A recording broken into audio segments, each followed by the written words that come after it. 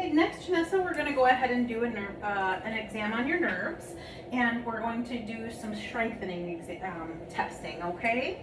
So what I'm going to have you do is I'm going to have you go ahead and give me your hand, and I want you to flip over, and I want you to spread your fingers apart, and then I want you to resist me pulling them together. Good, and we'll do this side as strong as you can.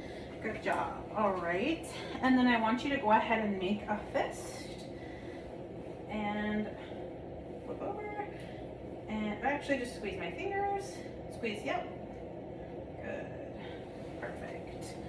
And then I'm gonna have you go ahead and open, yep, and then go ahead and put your finger and then squeeze against, good strength. There we go. All right, looks good.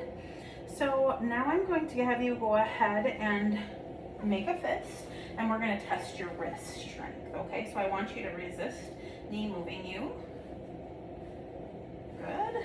Strength is adequate. Very good. Great. All right. And now we're going to go ahead and check your upper arm muscles. So I'm going to have you bend, and just kind of like you're flexing your muscles, go ahead and flex against me this way. Good. And now I want you to do this and resist me. Good. And we'll do this arm as well. Watch there. And great. Good job. So then we're also going to test some of your shoulder muscles as well and nerves. So I want you to go ahead and put your arms straight down to your sides. Great. And then I want you to elevate your arms out to your side. Okay. And then to test your deltoid muscles, I'm going to have you go ahead. There you go. Great. All right. And then I'm going to have you push your elbows up. There you go. Good. Great. All right. So then we're going to go ahead and have you stand from the chair, but I don't want you to use your arms. Okay. So if you can stand straight up from the chair without using your arms. Looks great. And then what I'll have you do next is go ahead and do a squat if you're able. Janessa's got some bad knees, so we'll give this a good try. Go ahead and squat as you're able.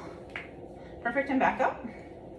Great. Now, are you thinking you're probably not able to squat on one leg, correct? Okay, so if we were able, we would go ahead and have her squat on each leg individually, but with her bad knees, I don't think we'll be able to do that today.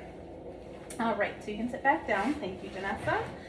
And actually, what I will have you do, I'll have you stand back up, and I want you to stand kind of like a flamingo would stand. So one leg up, good, and you can, yep, perfect. And so I want to kind of have you go ahead and do that, and I want to feel that your hips are slightly lower on this side, slightly higher on that side. So then I'll have you do that with this side, and the same with that. Perfect. Good job. All right, so now what I need you to do is I want you to bounce on your toes if you can for me. If you're able to hop. Okay, perfect. So we're just looking, perfect, that her heels are not touching the ground. All right, so next you can go ahead and have a seat, Janessa, thank you. I'm gonna test her corneal reflexes and try not to make her too miserable. So I'm just gonna go ahead and touch this cotton ball here. Perfect, and what we're looking for is that she has the reflex to blink, okay? Perfect, so both of her corneal reflexes are intact. Great. And once again, we've already demonstrated pupillary constriction, but if we hadn't done that yet, we would do the pupillary constriction test with the light. We've already tested her gag reflex, so we won't do that again either, just for her sake. And now we will go ahead and do deep tendon reflexes, or the muscle strength reflexes. So I would have a reflex hammer, which I don't have, but for educational purposes, we'll just say that this tongue blade is a reflex hammer. So we'll go ahead and start off with her brachioradialis. So I'll go ahead here, Janessa, and I would strike that and look for the tendon here and look for the elicit response in the thumb. And we'll do equal on both sides, good. Then we will go ahead and test her bicep. And So I will just go ahead and relax.